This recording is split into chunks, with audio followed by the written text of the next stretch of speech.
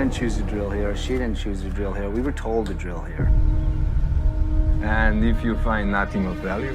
Oh, we'll find something down there. Is it methane? No, it smells organic. Give it another go? Hey, whoa, stop! Holy shit. Looks like we hit the meta log.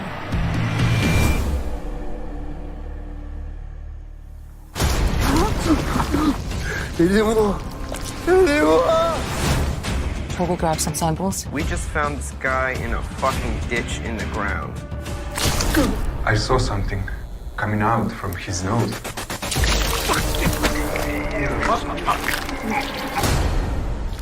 It's organic. Living tissue.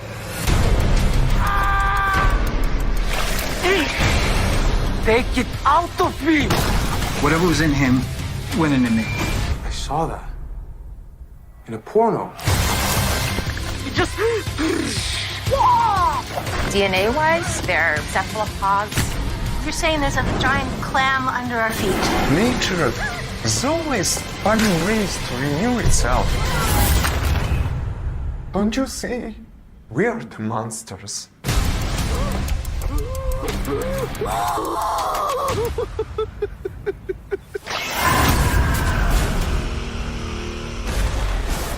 Hello, everybody, and welcome to the latest episode of Fresh Cuts. This is Mike, and joining me as always, it's Mr. Venom. What's up, Venom? Greetings and salutations, frackers. Yeah, I'm doing pretty well. Mike, how the hell are you doing? Doing well, all things considered. It's a little bit of a cooler weekend here in the 80s as opposed to and I got a kitchen and living room floor restoration going on that's kind of in the middle of. Everything's ripped out, so I'm just waiting for insurance approval to get everything, like all the new stuff put in. So it's busy at the house, but otherwise it hasn't affected my movie watching. Lucky enough, we got a TV and a Fire Stick in almost every room. So, and I was able to get to the theater this weekend, so luckily it hasn't cut into my hobby time. But also with us, it's Don and Ellie. What's up, Don? Yeah, what's going on? Always happy to be here. All right. Well, with the exception to a movie called Stream that I actually didn't know about till like the last minute, there was really nothing in theaters horror-wise. There were some thrillers, but I think they're more. I would put them on the side of not horror enough to cover, unless like we were absolutely desperate and had nothing. But as it may be, there was a release on Shudder this past Friday from the notorious Addams Family. Not that Addams Family, but you know, the Addams Family of like Hellbender. So their latest one is called Hellhole, and let me grab that synopsis off IMDb. Okay, so Hellhole hails from the filmmaking family behind Hellbender, like I just said, and centers on an American-led fracking crew that uncovers a living French soldier frozen in time from, let's see, Napoleonic campaign whose body hosts a parasitic monster. I would assume just by that synopsis, if like anyone's listening to this cold, having not seen the movie, you're probably going to see some familiar tropes and ideas in this movie, and I'll leave it at that for now, and let's get into our general thoughts. So, Venom, what were your thoughts on Hellhole? Before I get into Hellhole, I want to say that I generally really enjoy the Addams Family stuff. For those who don't remember, Hellbender was actually my number 2 horror film of that year. I absolutely adore that film. Unfortunately, I'm starting to get the feeling that we're getting diminishing returns on the Addams Family movies. The last movie they did, whose title slips my mind, but it was the Circus Sideshow. Oh, thank you, Don. Yeah, that one was okay. It's on my mind because I'll talk about it later. Yeah, please. But yeah, like I said, I enjoyed that one. I definitely didn't love it the way I loved Hellbender. And now with Hellhole, I feel like this is another half a step down from the Addams Family, or for the Addams Family as far as their filmography goes. I enjoyed this movie. I thought it was a fairly well-made movie. I mean, the CG, I think the Addams Family does better when they don't have CG in their films because they are not experts at it by any stretch. And not to say that the Addams themselves are doing the special effects necessarily, but whoever it is that they're hiring to do their computer-generated graphics, you might want to get a new studio, because the creature in this one should have looked fine in CG, but there are multiple scenes in this movie where the CG looks like a green screen, and it's almost laughable. It kind of takes you out of the movie. And this is definitely a movie where less is more. Like they could have gone a long time without showing us the creature. Just waited until, that scene at the end when the creature attacks, one of our main actresses in the film. But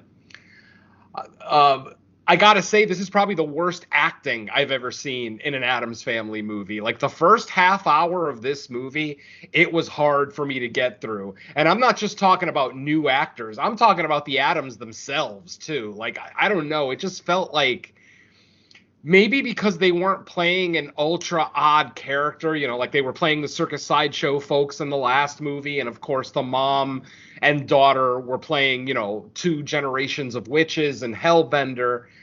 This one, where they're just trying to play normal, everyday human people, it just comes off as really forced.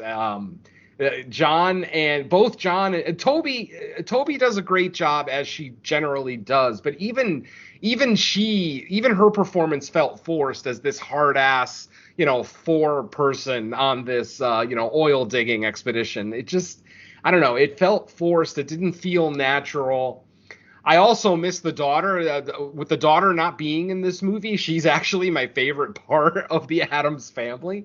I absolutely love, even in that Circus Sideshow movie that I thought was just okay, I thought she was the highlight of that film. So I kind of end up missing her in this movie since she's not in here, or at least I don't think she is, because I didn't see her. But overall, it's a creature feature with not very much creature. No backstory whatsoever. We get a cold open that, just kind of shows us maybe an origin, but it doesn't explain anything. I mean, basically, you don't really learn anything new about the creature. We learn about its physiology, its DNA, and things like that, but we don't really get any explanation on how the hell it got here, who the woman in the cold open is. Just, there's a lot of plot holes in this one. The gore is just okay. I mean, there's a couple of exploding bodies in here that are pretty gnarly looking. The first one being like the biggest surprise, obviously. Once you realize that the creature has this ability and that it will do it for self-preservation, it just kind of starts to get a little silly. Maybe not over the top. If anything, I'd say not over the top enough for something like this, for this type of story that they're telling us. So, I mean, overall, it's a good movie. I can't say it's great. Like I said, I found myself just really not in liking the movie. Even the cinematography, like the cinematography in Hellbender, which I thought was gorgeous, in this one is completely lacking. Like I'm not seeing the beautiful cinematography that we've seen in the last two Addams Family movies, and it's kind of unfortunate because we're in the forest of Russia, so I mean there should be some good cinematography to be had here. I will say the highlight of this movie, which is also the same highlight for most of the Addams Family movies, is the score. I love the music that these guys play. It's kind of, I don't know, it's kind of post-punk, kind of modern metal, college rock. It's kind of hard to really put a label on it. But, I mean, all the way back to Hellbender, whereas in Hellbender, there's actually the band playing in the film. This one, it's just the music playing in the background as the score, but it still solidly has that Addams stamp on it. It sounds like music that could have been in Hellbender. So I will say that's still there. Like, the DNA of an Addams Family movie is still there, no pun intended. But I just felt like the acting takes a step back, the effects take a step back. The overall storytelling takes a step back because, like I said, we get very little backstory, and then the ending of this movie. Holy shit! That's going to be my biggest issue. One of my biggest issues with this movie is going to be this ending, because I just can't stand when horror movies end like this. It's like the movie doesn't end; it stops. If that makes sense. Like, there's no actual culmination. It just, there's an event, something happens, and then the credits roll. And it's like, well, that's not satisfying at all. You made me sit through this 90-minute movie to see, what's going to happen to these people, what's going to happen to this creature, and then we get none of those questions answered by the end of the film. It just leaves me a little sour is all. I will say, it's a 90-minute movie. Runtime isn't bad, though. Like I said, the pacing in the first half of the movie leaves a little to be desired. A lot of character development, a lot of setting up, these badass Russians that are on this oil rigging crew. But ultimately, and then there's one scene which I will just call the execution scene, which should have been an over-the-top good time. It should have been a wild-ass scene, and instead it got kind of pedantic and derivative after a while, and I just wanted the scene to end, even though it had the potential of being one of the most fun scenes in the movie, and instead it just ends up being one of the more monotonous scenes in the movie. So, yeah, I mean, as far as general thoughts, I'm going to say Hellhole is good. It's not great. I'm not sure if the Addams are... I don't want to speculate. Maybe, I don't know if they're making movies too fast, because, less than a year turnaround for Hellhole to come out since the last one. I'm not sure if that could have something to do with it, because, like I said, there's a lot of issues with this movie, whereas Hellbender, to me, is a modern classic, an absolute 10 out of 10 spectacular film. This one leaves a lot to be desired. It lacks a real ending. It lacks a real backstory. It really lacks a lot. But, the creature design is okay. It makes sense considering what the creature, how they describe the creature to be, like its lineage. It makes sense that it looks the way it looks, but it's just okay at best. Like, everything about this movie is just okay. Nothing is bad, other than, like I said, some of the acting early on in the film. But overall, it's an average to good movie that, I wouldn't call it essential viewing. Now, obviously, the Addams Family set themselves up to have a bright future with movies like, Hellbender and the like. So I would imagine a lot of people are going to watch this based on their previous successes. Hopefully their previous successes aren't getting to their head and they're, making what feels like a lazy movie. To me, this feels like a lazy movie. Lazy cinematography, lazy effects, lazy storytelling, lazy kills, just lazy all around. So, despite a lot of the negative things that I'm saying, I actually did enjoy my time with the film for the most part. Like I said, it has some issues. It has some plot holes. It has some storytelling issues. But otherwise, if you're looking for something new to watch this week, I would say this is probably going to be one of your top picks if you're looking for pure horror. Now, obviously, as Mike mentioned earlier, we got some thrillers that open this week that are actually pretty good, but, just didn't really feel like they fit on this show. I mean, if this was a week without Hellhole or some of the other genre releases that came out, I imagine we probably would have done Strange Darling, as that was probably one of the bigger releases, especially coming off of all the positive buzz that it got from the Fantasia Film Festival. But like I said, and like Mike said, it is very much a thriller. It definitely leans more on the thriller side than the horror, but maybe we'll talk about that someday. But yeah, that's it for me for general thoughts. Okay, if not mildly disappointing for me, considering how much I love Hellbender. So I'll leave it at that. All right, kick it over to Dawn. Thoughts on Hellhole? I'm kind of in a similar boat with Venom, although I got there through an entirely different means. Like he said, I'm right there with him on Hellbender. Absolutely classic. Really, really going to be hard to keep that off my top 10 of the decade. A wonderful time all around. Where the Devil Roams, though, I found was a dumpster fire. That thing is on like my bottom 10 of the year. That thing was just a train wreck, and I couldn't stand just about any of it. In fact, I think I like legitimately dozed off and like didn't even pay attention for like a good 40-50 chunk of a 50-minute chunk of the movie. Like I don't even remember anything. It was just that unmemorable. But I thought this one was a far better time. Although compared to the films, the two films before it, it still is in the middle, kind of like what Venom said. Not as good as Hellbender, but miles better than Where the Devil Roams. I like the setup here. It's a fairly decent attempt at trying to do a budget version of the thing. People discover the strange being, and then it just starts running rampant through the workers there. It shouldn't be much of a spoiler to say that it's a body hopping creature. They get possessed and goes on from there and ravages through the crew. But I don't want to get that far ahead. That's kind of a spoiler at first. But like I said, the setup is fine. I like the idea there. Like Venom said, if you can get past the kind of challenging immersion challenges that you get from the very beginning with the acting qualities. It has a decent premise. There's some decent suspense scenes, and I do like the design of the creature.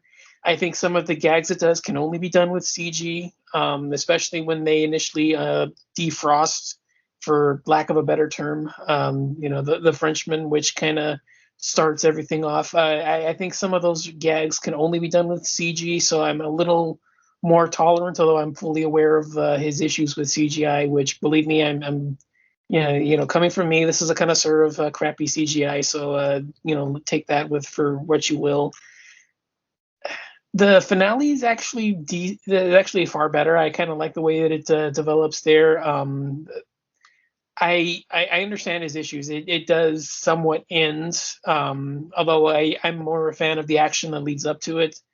Some of those scenes are pretty enjoyable. The creature taking matters into its own hands, trying to preserve itself and again, for lack of a better term, carry on the species. The way it acts and takes charge. Those are fun scenes and concepts, but I do agree that there is a rather bizarre, just okay, well, we've hit this runtime, let's just end things, kind of a fail. But for me, my main issue with this one is the second act, and I'm going to be dancing around this just because I don't want to spoil anything. But this is one of the most passive creatures I've ever seen, and that to me is just not that interesting. Do I really want to go in detail and spoil it, or just keep it kind of vague for now? But for me, it's the second act that just kind of wears the film out. It prolongs it to an unnecessary degree. A lot of what it does just doesn't feel thrilling to me, and it feels more like, man, I can't say that. That's getting too dangerous into spoiler territory. But yeah, for me, the second act is really where it kind of falls off. Now, I do understand what they're going for here. I do think it's more in terms with body autonomy and decision making, how you making choices that's not for you and all of that kind of stuff. But I don't find that the way that kind of material plays out in a creature feature like this to be enjoyable enough as a creature feature. And if you're a fan of those kinds of films, I think that that's going to be a pretty disappointing aspect of the film. I see where they're going with it, but as a creature feature fan, I don't really like that kind of material in this film, just because of where it takes the story. And it takes the story away from being a horror film into just this passive drama where, the hell that I'll say it, but the creature stands off on the sidelines while it's listening to others discuss its fate. And I don't really get off on that kind of material. I really would want the creature to be more active and more take charge kind of a thing. It could be just the way that the creature possesses people, because it does behave differently depending on who is controlling, which I don't know if that's something you guys caught on, but there are times where it's in charge of a specific host and it's a lot more vicious, a lot more violent, and then when it's in possession of some other figure on the crew, it tends to behave a lot more passively and a lot more, okay, well, what are you guys going to do now, kind of a thing. And it just doesn't really feel as charged or as energetic or even thrilling that the more active and the more bloodthirsty crew members would have been. So yeah, it's kind of all over the place. I mean, like I said, I kind of arrived at the same thing, but because I'm a huge I'm not as big a fan of Where the Devil Roams as he is. The fact that this kind of is a better version of that, is a better film, kind of makes me a little bit more intrigued with this one. But again, this is still far from the glory days of where they came from Hellbender. So, I mean, yeah, Hellbender was 22, Where the Devil Roams came out late 23, and then this one came out towards the halfway point of 24. So, I mean, again, that could be a sign of them just being too prolific and trying to crank these things out faster than they should. So maybe either towards the end of 25 or first couple of months of 26, so they get a new movie out, take their time, put some take some time essentially to craft something else. Maybe that would work. I don't know if I would want them to like crank films out on a yearly basis, but yeah, whatever works for them, I guess, is fine for me. Just I really would want more. I would prefer more films like this than Where the Devil Roams, but there are still some flaws here for sure. So the risk of saying anything else that's going to be a spoiler, I guess that'll be it for me. And back to you, Mike. Before Mike comes in here, I wanted to kind of expand on a point that Don made that I actually agree with, and that's the creature here comes off like a scared child. I liken the creature in this movie to Clover from Cloverfield, who was also a scared child. The major difference, of course, is that Clover was a gigantic fucking monster. So even though he was just a scared child, he could do a lot of nasty damage. Whereas the creature in this one being a scared child doesn't. Yeah, I see Don's point. Like, it doesn't really want to do damage. It just wants to be safe more than anything, which kind of makes it kind of dulls the thrills of the movie, because at any point, if these people would have just stopped and thought, I think they could have realized that, you could just do nothing and nobody would die. But instead, because you try to act. Or just stop talking in front of it. Exactly. Yeah, there's that too.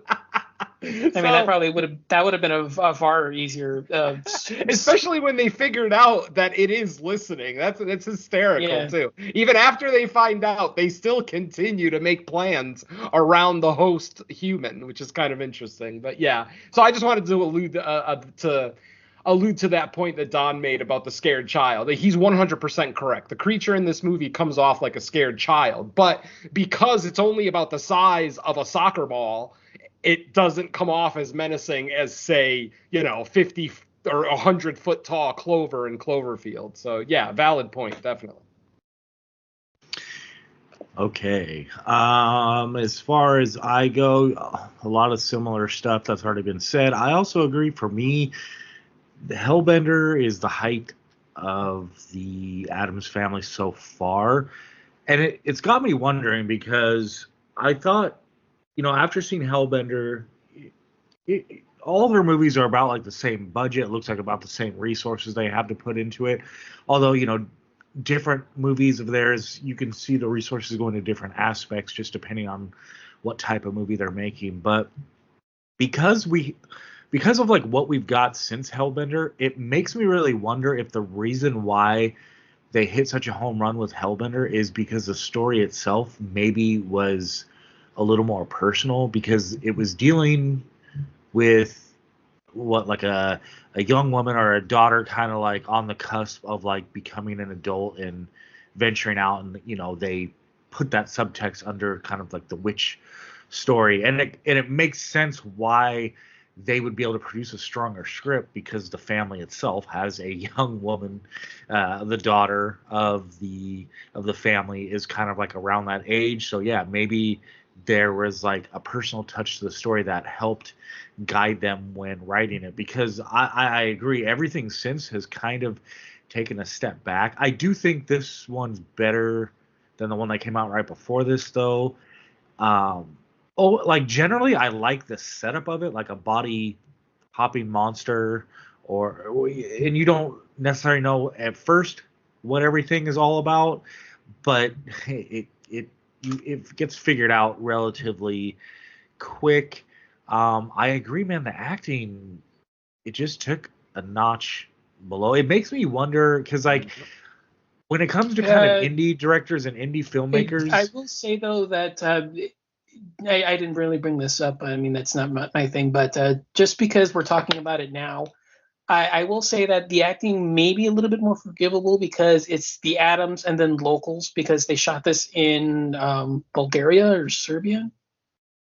yeah, It could be because they're Yes. the only two Americans, and then it's one of those foreign countries, I forget where, but maybe that could be, not local, not, foreign actors, not known for speaking English, and then trying to, do both, speak phonetically and then act. Maybe that could be an issue there.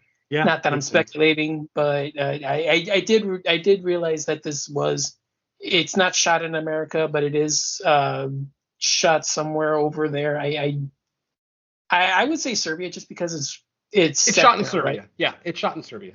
Okay, good. Like I said, it was either Serbia or Bulgaria or one of those places, because that's where everything else is shot these days. But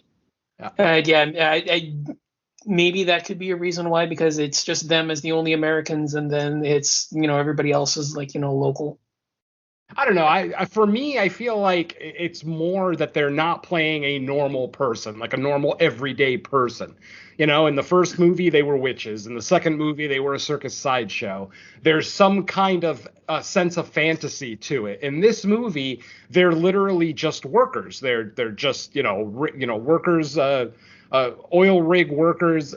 Just trying to act like standard pissed off oil rig workers. The problem is, though, my biggest complaints wasn't necessarily about the Russians. It's the Adams themselves. Like, I know the Adams can act. I've seen them act. We all know that they can act. And yes, Don might have a point that, they're acting with foreign actors who maybe don't have a lot of experience. That's valid, but they should still be trying to elevate their performances to at least like look and feel organic. Like I said, I didn't believe at any point that I believe John or Toby to be the people that they were portraying in this movie. Whereas in the last couple of movies they did, it was believable. I believed that, yes, they could be that person. So yeah, it's specifically the Adams that I'm talking about with their performance. I don't want to say things like phoned in, because that's insulting. I don't want to say anything like that, but it's definitely, it doesn't have the range that they've shown before, like Toby is basically one note this entire movie. And granted, that's the character, but and then when she finally does show emotion at the end, it almost feels contrived. It doesn't feel real or organic, and that's based on the performance for the previous hour and 25 minutes before that. So yeah, and it's just a personal gripe more than anything. I mean, trust me, this isn't the worst acting you're going to watch even this week. So, sorry, Mike, go ahead. Yeah. What was I going to say? I agree with the score. It's pretty catchy. They have a distinct style. I think Venom mentioned it. It's kind of like, I don't want to call it like generic rock, but it's kind of like the easy, like, a few chords and a melody, and like that's it. But that's all you really need in a movie. You just need something that like to play in the background of scenes. And it caught my ear with Hellbender, and then I've noticed it every time. It's almost like the way Carpenter, he does like dark synth for his movies, but he doesn't like go over the top with like shredding sounds. It's just like a consistent level like beat to it, and they kind of do that but with like rock rock music instead, and it helps push the scene. Quite enjoyable, catchy, all that kind of stuff. And yeah, I agree. I was kind of like not impressed with the finale. And oh yeah, I remember I was gonna say before the CGI. Yeah, so if you're gonna do like some major gag, which I assume we're all referencing like the exploding bodies.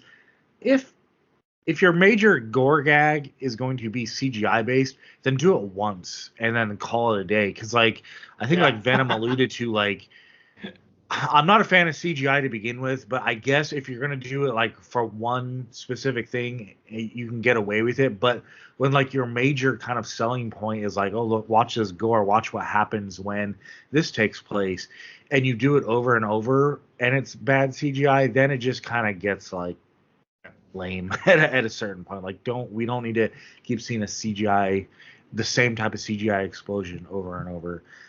So yeah, that was not too good overall. Yeah, it's an okay movie. Like considering like a lot of what we've gotten on Shudder in the past couple of years, I'll take Hellhole over a lot of it. But at the same time, it's not a movie that I'm probably gonna return to anytime. So like I don't. Yeah. It didn't jump out at me as like, oh wow, this is something that's gonna be memorable that I'm gonna want to watch again. Yeah. I mean, if we would have reviewed this on Creature Comforts, I think we would be railing against it even more because there's so little creature action in this movie that it barely qualifies as a creature feature. Obviously, it's a creature feature. There's a creature in it, but it's just one of those things where they kind of that's a spoiler. Okay, I'm not going to say that right now. Like I said, I'm just going to say that I'm pretty sure that Don and I would be even harder on this movie if we were reviewing it on Creature Comforts, because then we're looking at it as a pure creature feature. And as a creature feature, this movie kind of fails, sadly. It's not a terrible creature. Like I said, the shot at the end where it's not CG, where they actually have a practical creature on top of Toby, on top of Emily there at the end of the movie, that I thought looked great. Like if that's what the creature looked like throughout the entirety of the film, I would like it a lot more. When I first brought up the CG problems, I wasn't even thinking about the explosions. I was thinking about the creature leaping in the air. Like, do you guys remember the very first time when the creature jumps at John? It looks fucking awful. I had to rewind it because I was laughing so hard. It looks like garbage. It looks like something out of Mimic or Species. No, that's an insult to Mimic. No, it looks like something out of Species. Let's go with Species. So yeah, that's what I'm talking about. Just like, why even do that shot? Like, you could have done it with the practical creature. Just throw it towards the camera. It'll look fine, I assure you. But yeah, I understand that CG is cheaper, it's easier, blah, blah, blah. But goddamn it, folks. That one little shot of that creature leaping at John's face took me completely out of the movie for like a good 10-15 minutes. I just could not stop laughing. And I'm sitting here like, this is an Addams Family movie. What the fuck? I should not be laughing. At least I should not be laughing at the movie. You know, if I'm laughing with the movie, that's one thing. But no, I never ever thought I would be, you know, putting my face in my palms watching an Addams Family movie. But here we are. So sadly. Oh man. Anything else you guys want to talk about before we get into the walkthrough? Again, I'm just afraid of spoiling something. I hear you. I would just say that when it comes to the Addams Family, there's still probably a great deal of people haven't seen any of their movies. So if you're going to start with one, Hellbender. Yeah, but do you really want to start with their best one? Because then it's all downhill from there. I would say it's the only one that you really need to go out and watch. That's the statement I'll go with. The only Addams Family movie that's essential viewing, yes, is Hellbender. Absolutely. All right, folks. So this is going to be your final spoiler warning. If you have not seen Hellhole, which is currently streaming on Shudder, go ahead and check it out and come on back and you could hear our detailed thoughts on the rest of the film. If you either are not interested or have already seen it, then go ahead and stick around and find out what we thought. So our movie opens up in 1814. Yes, 1814 in Serbia, in a Serbian territory. They don't tell us exactly what like town or whatever that they're in. what we see is we see a couple of French soldiers, French like Revolutionary era soldiers, even though 1814 is a little bit past the Revolutionary era for France. We see these French soldiers. We get a little epitaph, like we get some text, some narration at the beginning letting us know that Napoleon's forces have been trapped behind enemy lines in Serbia. They're starving, they're dying, blah, blah, blah. What we end up seeing is two French soldiers, and it almost and there's no dialogue in this scene, so you kind of have to make the context up yourself. What ends up happening is they're walking around very timidly, like they're looking around for something, and then suddenly a woman comes out of the forest dressed in all black with a horse. She's not riding the horse, she's pulling the horse behind her. And then what we see is she gives these soldiers the horse. So I'm not sure if it's meant to imply that they bought this horse from this woman so that they can eat, because like I said, these soldiers are all starving. But it seems like she willingly gives these soldiers the horse. They end up taking the horse back to their camp, where there's about another dozen or so French soldiers there, looking very haggard and hungry. One of the French soldiers hands the guy who got the horse. We don't get names for these French characters, but French Imperial is all they call them in the credits.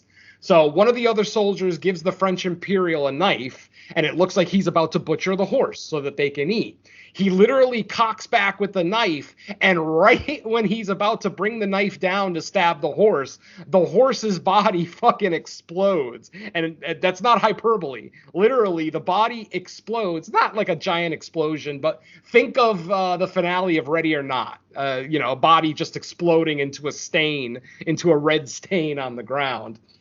So after the horse explodes, something comes out of it. Something organic comes out of it. Very demonic looking. It's got like tentacles. It looks like it has one big eyeball on top of his head. And basically we just see it start to attack the soldiers, and then it just fades to black. We go to our title card. After the opening credits, we are now in modern day Serbia. We're in the same area where the cold open took place. And we see John Adams, who, we know from the previous Addams Family movies, playing a character named John. So that's an easy name to remember. And then his wife, Toby, playing Emily. And Emily and John are the only Americans on this site. They are basically in charge of this fracking expedition. They're basically looking for oil. So they're not actually fracking yet. They're basically looking for oil deposits in the earth. If they get confirmation that there's oil in the earth, then they will start fracking. Now, on the expedition, there are two environmentalists. One is I forget what their names are. One is Sonia. The girl's name is Sonia. She's a student, so she's like an intern for the professor. And then the other guy is... I'm just going to call him the professor. He's the science douchebag of the movie. And by the way, this guy's performance is so annoying. Did you guys want to strangle this guy throughout the entire fucking movie? Like almost as much from his actions as his acting, but yeah. It's just his shit-eating grin every time he talked about nature. And this guy's talking about nature like he cares about nature more than humanity. And as the movie goes along, you'll find out that that's actually true. So, yeah, so the very odd character, the professor. Anyway, they are there as environmental scientists. They're basically making sure that no local fauna or flora will get affected by this, fracking, which of course it will, but they're just trying to minimize the effect. And what they're actually doing is they're looking for this breed of rabbit. There's a certain breed of rabbit that lives in this area, and they just want to make sure that those rabbits' habitat won't be affected when this fracking starts. So what ends up happening is they start doing a preliminary drill into the ground to try to see if they can find some oil deposits. And what ends up happening is the drill gets stuck. It gets stuck a few feet into the ground. And then when they pull it out, it's got blood and tissue all over it. It literally looks like it drilled into a living creature. They think that it's some kind of extinct creature, that got buried. Well, I will say, I'll give them points for ripping off the opening of Reptilicus. I never thought that the Addams would ever do that, but there you go. Awesome. I love it. I wasn't even thinking about that. That's awesome. And I love Reptilicus too. That's funny. So yeah. Um, so after that, because of the blood and the flesh on the tip of the drill, they decide to stop drilling for the day. Basically, the environmental scientists tell them, okay, no more drilling today. We have to figure out what this is. Now, in the process of finding something to do, I forgot to mention that this crew is trapped because there's a bad storm that happened recently, so there were mudslides. So basically, the only road that has access in and out of this job site is basically underwater right now. It's just completely flooded over, so nobody can get in or out. So these people are basically trapped on this site. So the garbage starts piling up. The chef, Christian is his name, who is actually in the movie the son of John Adams. Basically, he tells Emily that the garbage is piling up and we need to do something about it. She tells him, okay, go ahead and grab the backhoe and have somebody dig a pit for you and then just bury the trash because we're still trapped here, so we're not going to be able to like drive the trash out of here or whatever. In the process of doing that, they find a human person buried under the dirt, like literally feet, many feet under the dirt. It's found. Luckily, the backhoe didn't cut him in half while they were digging the hole. But yeah, they end up finding this guy. They think he's dead at first, but then suddenly he starts breathing and moving, and they realize that he's inside of some kind of like cocoon type thing, like a chrysalis, if you will. So he's literally breaking out of this, and it's slimy and nasty. It looks awful. He's busting his way, almost like he's a chick coming out of an egg. That's actually a poignant description, but we'll figure out why in a little bit. We don't know quite why yet. So he ends up coming out of this thing, and he's alive. And guess what? It's the French Imperial commander from the Cold Open. Yes, my friends, it is now 2024, over 200 years since the Cold Open takes place. And here is this guy still very much alive and breathing. He doesn't look great. I mean, he's obviously disheveled. He's been underground for 200 years. And obviously, he only speaks French. And the only person on the crew that kind of sort of speaks French is the chef, Christian. So he basically starts talking to the guy, trying to find out what's going on. But his French is so lacking that he's not quite catching everything that the Frenchman is saying. About the only thing that he is able to catch is that the Frenchman wants them to kill him. He keeps saying, please kill me in French. Finally, Christian figures out, oh, that's what he's saying. He wants to die. But John, being, kind of the badass foreman of the group, is like, no.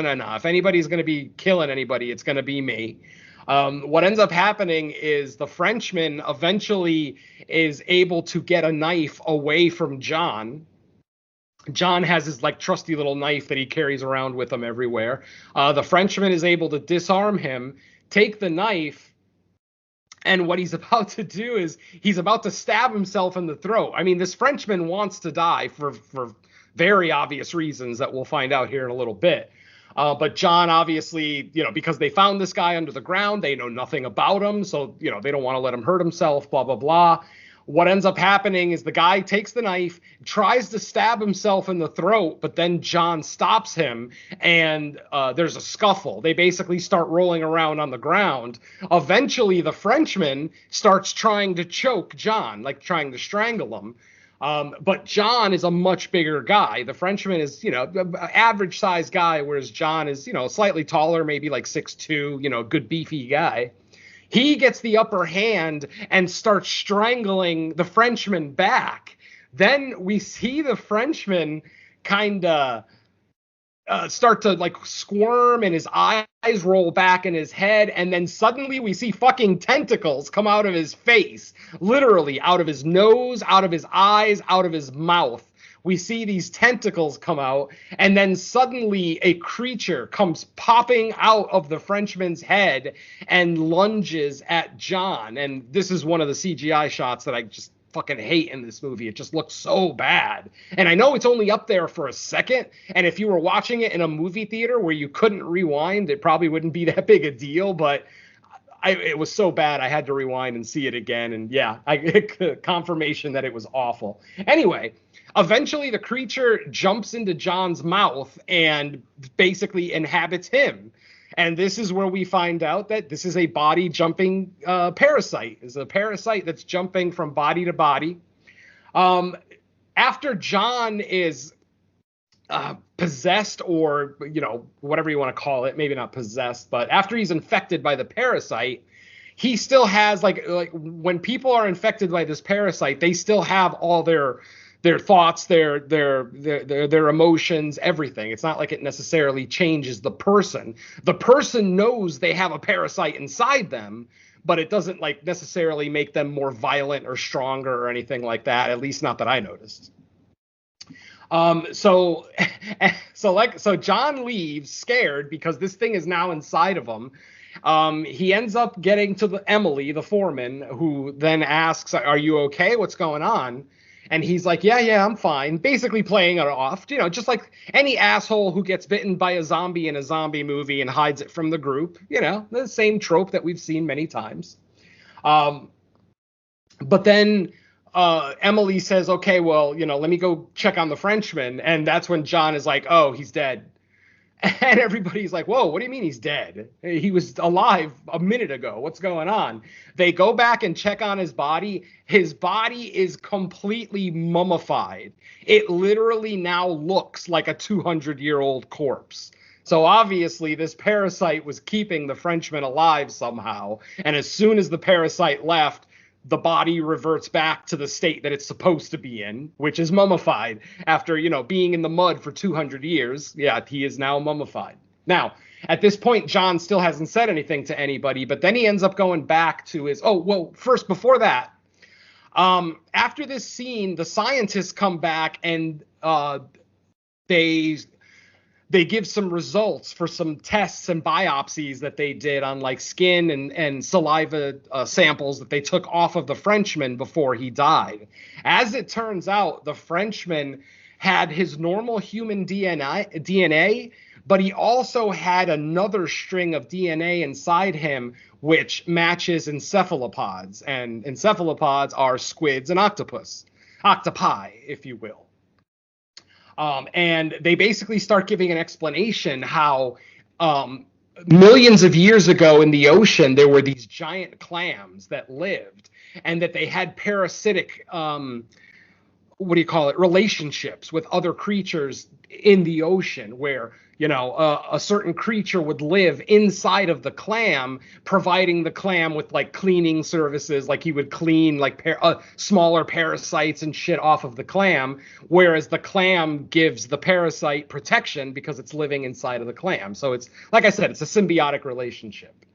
And obviously at this point we have seen a little bit of the creature and it looks like it has tentacles. So it does make sense that it could be an encephalopod or a ancestor of an encephalopod, if you will. So after this, they go back to where they were keeping the Frenchman. They find that his body is completely mummified.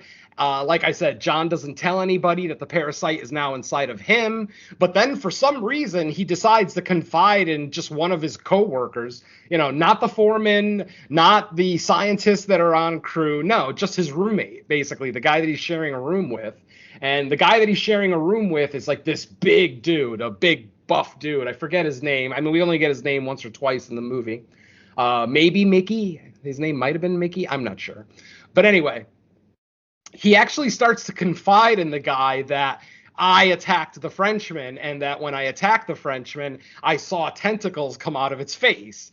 The conversation isn't nearly as cut and dry in this as this is right now, because I'm just trying to save time. They go back and forth with a lot of cryptic shit, but finally John admits that yes, when I strangled the Frenchman, I saw something come out of its head and it entered me. It's now inside of me.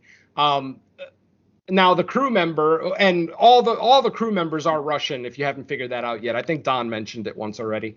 So yeah, so this Russian guy, big buff Russian guy, obviously is skeptical, doesn't believe anything John says.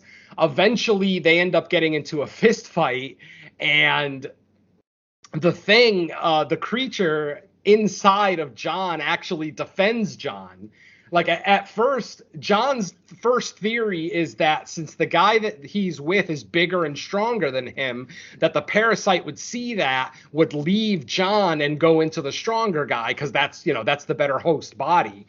But instead, when they got into the fist fight, the parasite actually protected John. A fucking tentacle came out of John's ass, and I am not exaggerating, my friends. A tentacle came out of John's ass. Basically trips up the big Russian, slamming the Russian's head against the corner of a table, killing him instantly. And then the parasite, the tentacle goes back up John's ass, and he makes a noise like, yep, that's exactly what's happening right now. A fucking 12-foot turd is going back up my ass.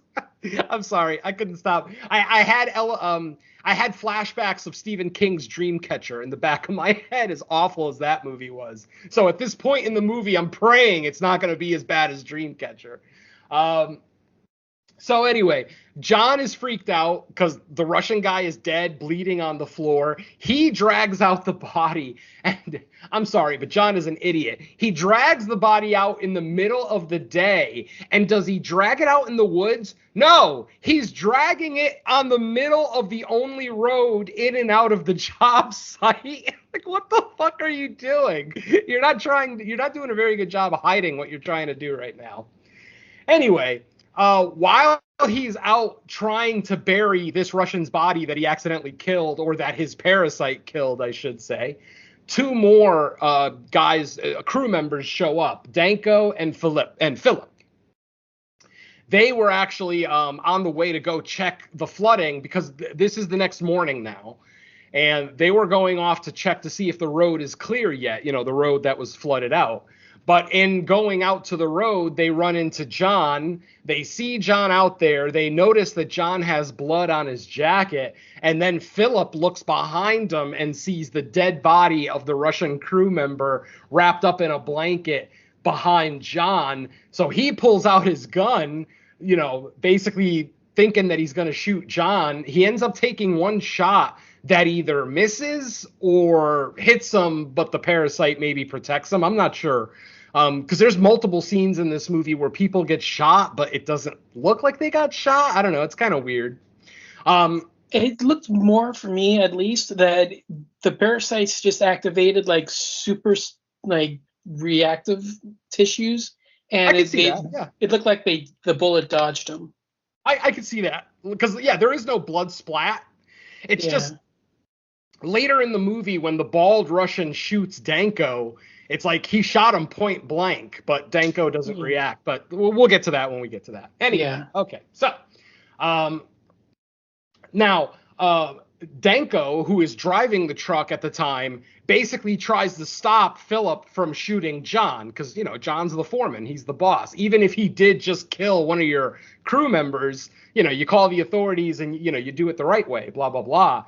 But in the process of Danko trying to stop Philip from shooting John, he basically ends up shooting Philip in the face, under the chin. So basically the bullet goes from the underside of the chin straight up through the top of the head, killing Philip instantly.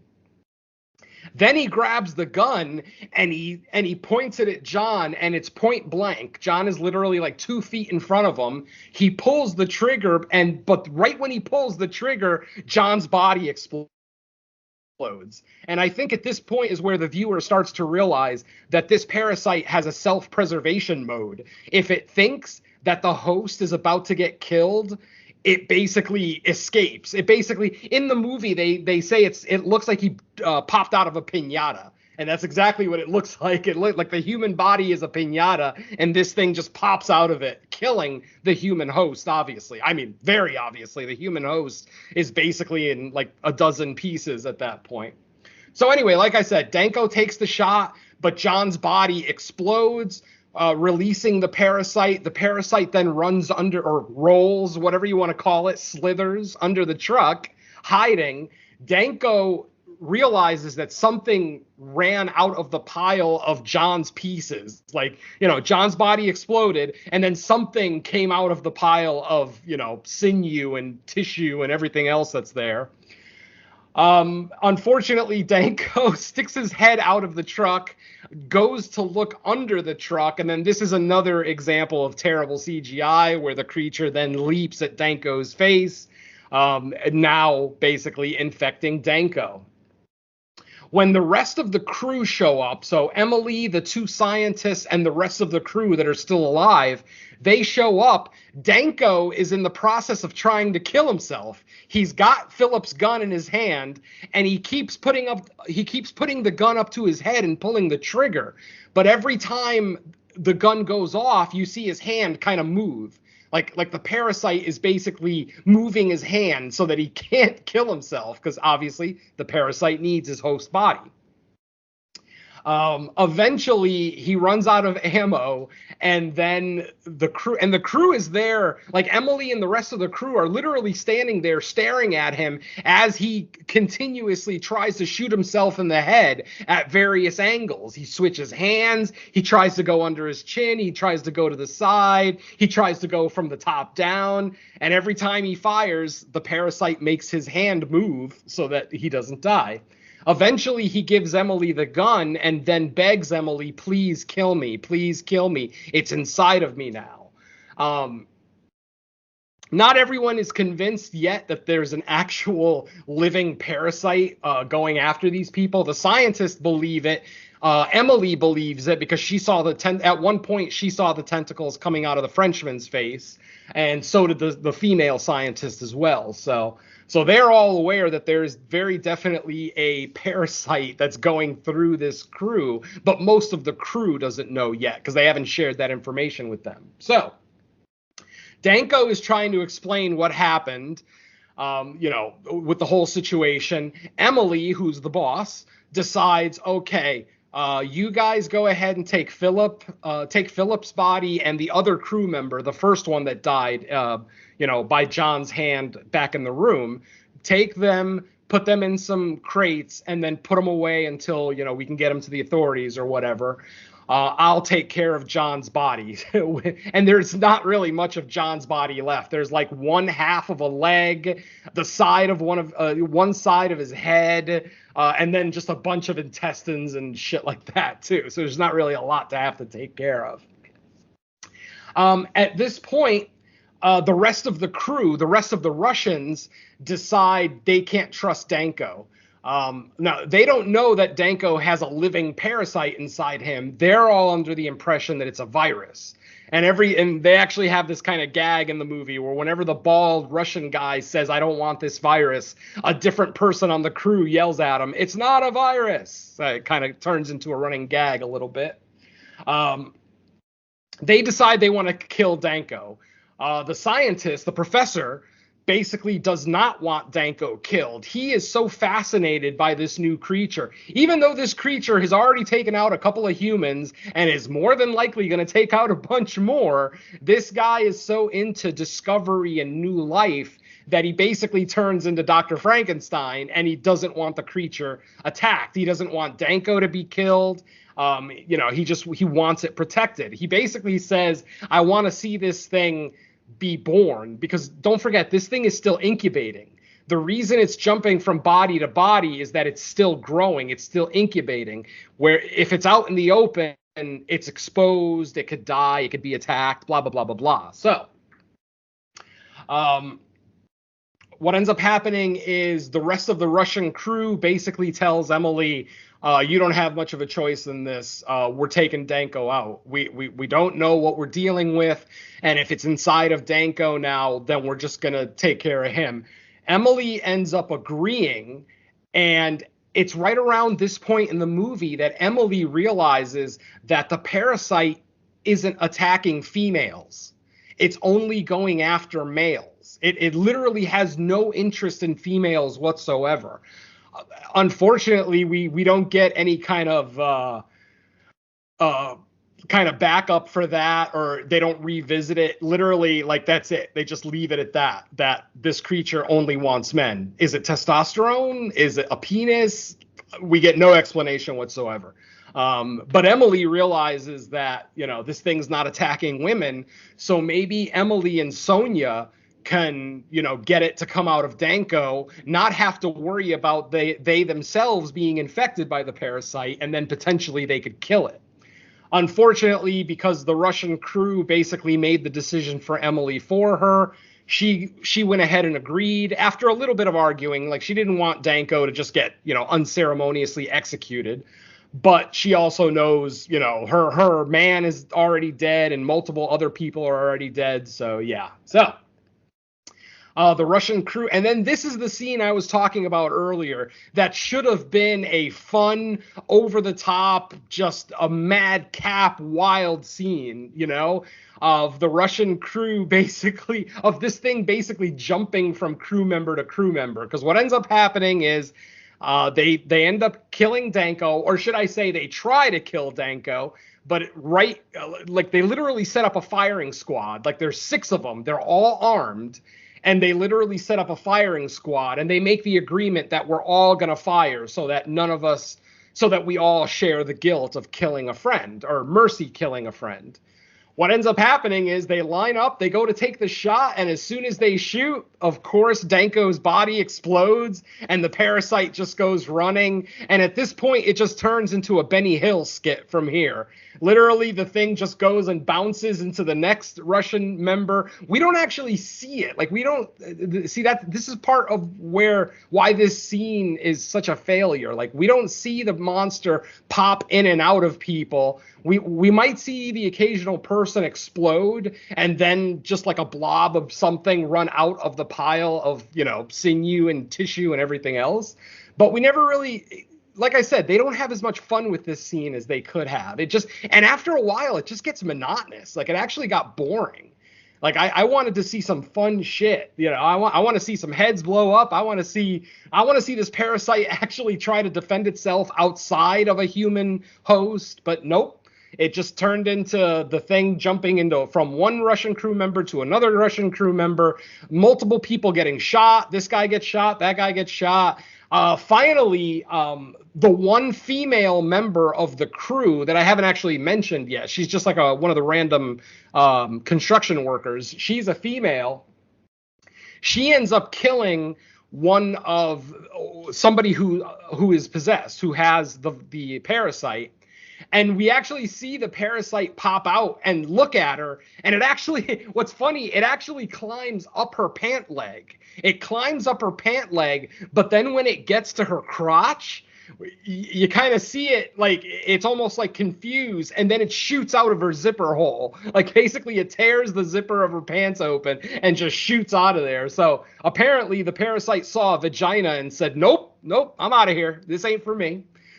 So, but again, they don't utilize this. Like, this is all we ever see of the whole creature only wants male hosts thing, which, I mean, Emily was right. They could have used that information to potentially destroy it, but they fucked up and let the Russian crew basically dictate the execution.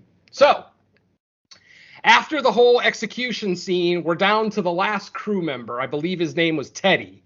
He's the last member of the Russian crew left alive. Literally everyone is dead except him.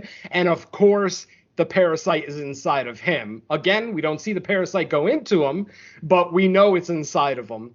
At one point, the scientist actually asks him, the professor actually asks him, it's inside of you, isn't it?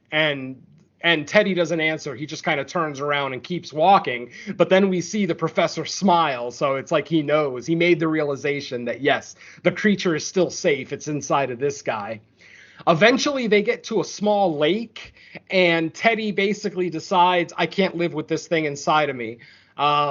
Let's hope it doesn't like water. And I'm thinking to myself, it's an encephalopod. What the fuck do you mean, let's hope it doesn't like water? Because what ends up happening is Teddy walks into a lake and just basically drowns himself. He walks right into the lake. The last few remaining people that are left is basically Sonia, Christian, and the professor at this point.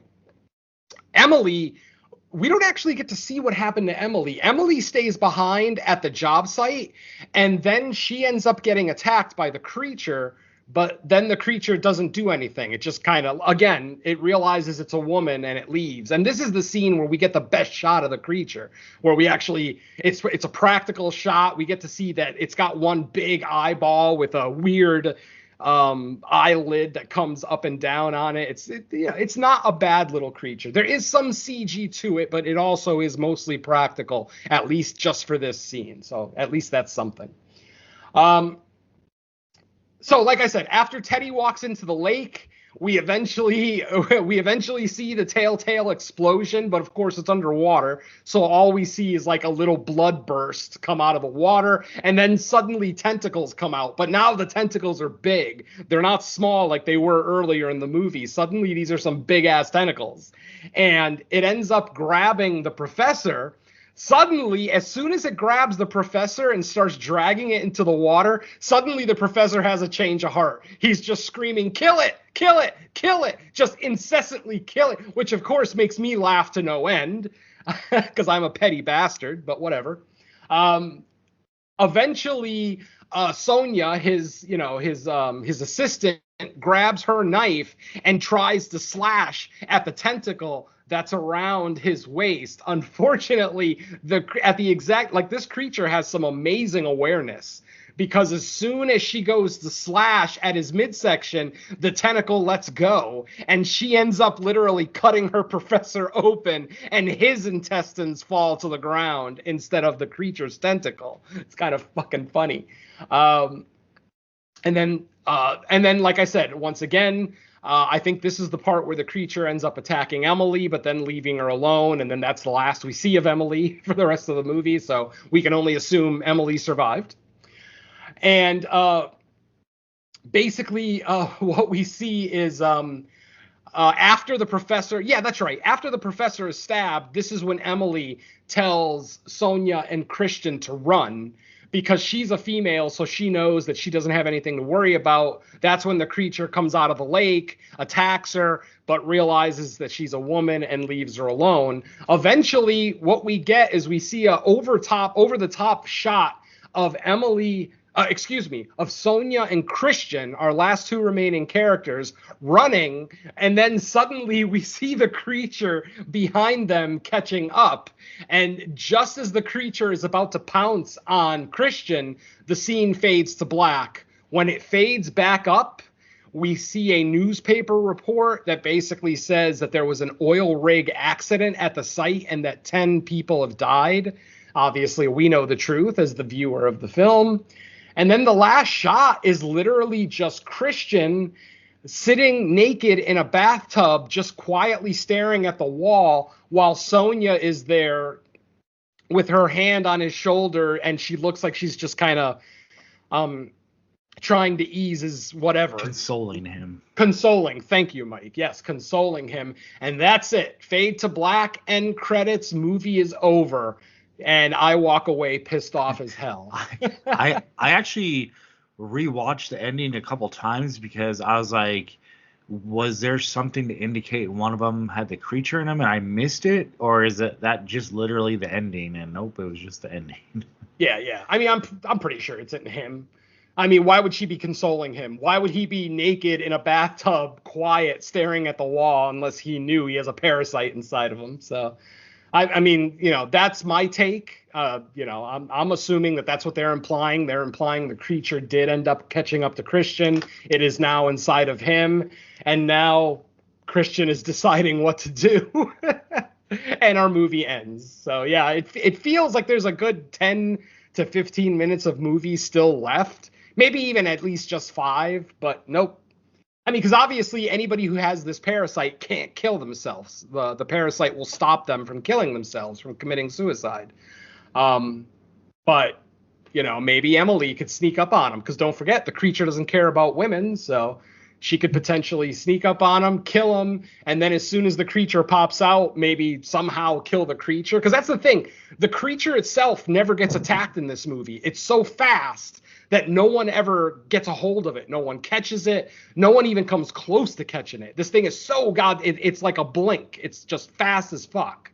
So as soon as it jumps out of one body, it jumps directly into the very next person or the very next guy that happens to be in the area. So it was kind of cool seeing a creature with that kind of self-preservation skills, that it would literally sacrifice its host's body if it knew that the host was about to die and then jump into another one. So that was kind of cool and original. But otherwise, yeah, the movie definitely needed just a little bit more story. Like, we get no backstory on the creature either. We get that cold open with that weird woman who I assume is a witch, because everything the Addams Family does surrounds witches. So I can assume that she's a witch. She gave the French soldiers that horse knowing that the parasite was inside the horse. And the movie goes from there. But where did the parasite come from? A giant clam. That's all we're told. I thought we were actually going to see the giant clam at some point, because they were trying to say that the area that they were in used to be under the ocean. It used to be underwater. So potentially there could still be ancient sea creatures living under the ground in this area. So that's what I was thinking. Because don't forget, when they stuck that drill in the ground early in the movie, it hit something alive. Mm-hmm. We never find out what that thing is, sadly. So yeah, this movie just has a lot of plot holes, a lot of missed opportunities, if you will. Despite all of it, it's not unwatchable. It's just a little slow.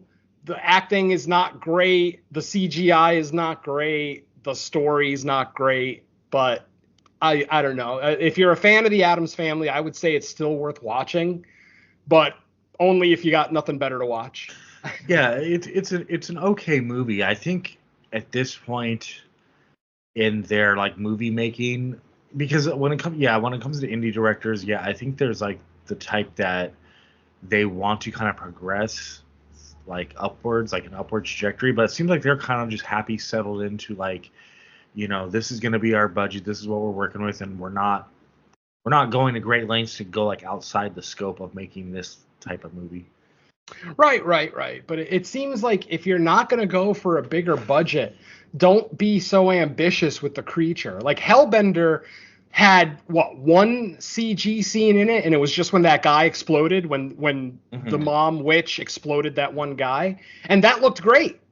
But in this movie, the CG just like I just the choice of using CG here again. I understand it's economical, but goddamn, just that one little choice of using a practical creature as opposed to CG adds like a full rating point to the movie, in my opinion, because it just shows that the filmmakers care about making this creature look as realistic as possible and to immerse us in the horror of what this creature is doing. But when it's all CG like that, and I'm like, I forget who it was that said they don't hate CG. I don't hate CG. I genuinely don't. When it's done well, I'm on board for it. Very, very on board for it. But when there's only one or two bits of CG in the whole movie and they look terrible, you have to question, why did you even do it? there had to be an alternative, you know? Granted, maybe not as affordable an alternative, but still, there had to be one. But so yeah, Hellhole, middle of the road at best for me. Same. All right, then. With that said, that's going to wrap up our discussion on Hellhole. But let's find out if there's anything to be promoted from our other shows, or anything. Venom, anything you got? Sadly, nothing new since the last time. Our Creature Comforts recording got postponed. It should hopefully will happen this week. Fingers crossed. Also, on that same note, our Crystal Lake gift shop episode got postponed. That was supposed to be recorded last week. We don't have a makeup date as of right now, so hopefully we can get that done sooner than later, but I wouldn't hold your breath. Creature Comforts hopefully will get recorded in the next couple of days, and I'll have it out shortly after that. And the main show, pretty much still waiting for an opportunity to record the next episode. It's been over a month now since we've done the main show, so it's definitely well overdue. So yeah, sadly, I have nothing new to report. Now, it probably hasn't been recorded yet, but aren't you signed up for Volume 2 of Horror Head to Head, Duncan's thing? I am, yeah. I think the movies got announced, or the pairings got announced today, right? I still haven't seen them. I literally just got home right before I started watching the movie, so I haven't done any social media today. I haven't seen the movie pairings. I just saw that initial list of like the names drawn for the season itself, and I was like, hey. Oh, okay. Oh, he did another posting yesterday of the movies that are going to be talked about. Oh, so he didn't actually put out the assignments, just the list of directors and movies. So that's available. Okay. And then you're also signed up for Thrills and Chills, I think, right? Yeah. I'll be looking at Haunt with Dan and Lacey on Cut to the Chase for their Thrills and Chills 2024. No idea when that's getting recorded, though. To my knowledge, she wants to record them sooner, and then just have them ready for October rather than waiting till October to record them all. So yeah. So sadly, I got nothing new to report, but hopefully in the coming weeks, we'll have some more stuff to talk about. All right. How about you, Dawn?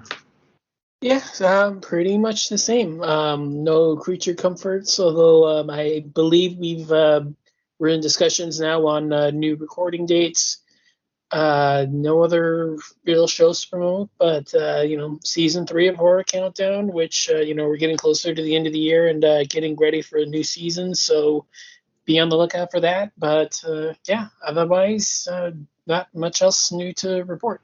Oh, I take that back. NFW, my Shark season retrospective is still ongoing. I think the latest one got released, which is Meg 2. So I think there's still 2 more left. I don't know if he's going in order because I haven't been paying attention, but I've been on there. We did, I think, 5 this time. 5 or 6, I don't remember. But we did a couple of those. So Meg 2's out. That means we should have, I think, at least 1 more, maybe 2. So keep on for that. Okay, cool. As far as I go, just the Thrills and Chills. I got assigned House of a Thousand Corpses, which I'm excited to talk about because I actually kind of have a controversial opinion on it, only as it relates to like other movies that came after it. I'll just leave it at that because there's kind of a general consensus on that trilogy, and mine isn't. He's wrong so much. A lot of people would say so, yeah. And then, that's it. Crystal Lake Gift Shop, we'll try to get that rescheduled. Yeah. And main show, the main show, I don't think we meant to go through all of August not recording it, but it's just things come up, and then... that's never our intention, absolutely. Yeah. But hopefully with the fall season, we'll see. Other than that, is there any theatrical releases? Yes. What is it? Yes, Afraid. The AI, the crazy AI house. Oh, Afraid. Okay. That comes out this Friday. Is there any names in that? Is that John Cho? Is John Cho the star, or is that just some? Am I being racist? It's just an average Asian guy. John Cho would be a significant name enough for me to be like, okay, yeah, I know who it is. But let's see. Afraid. Oh wow, it's only 1 hour and 20 minutes long. I love it. Wow, that's awesome. It's theatrical. John Cho, Catherine Waterstone. Oh, David Dasmalian's in it. Nice. Oh, this is gonna be good. I mean, I hate AI horror movies. Like I've yet to see a good one. So I'm not really looking forward to this, but who knows? Yeah, I know we got it's gonna be an interesting fall because we have we got a lot this year. We got that Hugh Grant one, I forgot what it's called. We got Smile 2, we've got 2, Nosferatu, the Brandy one. Right. The Demi Moore one, The Substance. That's not a horror movie though, I don't think. I mean, it's a thriller, but I don't think it's straight horror. I thought it was like almost like a Cronenbergian like body horror movie, but once once it gets closer and we start seeing actual review, well, I see reviews.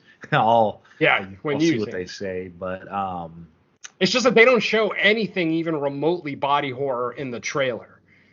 Like maybe they're implying it. But... I think I'm based because like the only real review, and I haven't read like full reviews, just kind of like the reactions. I think it was either TIFF or Fantasia or whatever film festival it was, like in early summer. Based on like what I was hearing then, it seemed like body horror, but I can wait till we get closer and we hear a little more about it. But yeah. Then Terrifier 3 also, I think, sometime. Well, that's not till that's late October, right? Yeah. We got a while. But yeah, it's October. Either way, it's October. But yeah, we got a stacked September and October. We've got a horror release almost every single week those 2 months. So yeah, it's going to be busy. And then, of course, this Friday, we've got Afraid. So it already has begun. Venom, did you happen to see Stream? No, I want to. I've heard some good things, but it was only playing at because it's only playing at the independent theaters out here, and those theaters are usually pretty fucking expensive, and I'm unemployed right now, so I'm not really I can't really frequent those spots right now. It's playing at my normal Regal, but it's only like evening and night showing, so it's a little harder for me to like plan when I can only pick from like two show times, you know. Yeah, out here it's only playing at like the Academy Award theaters.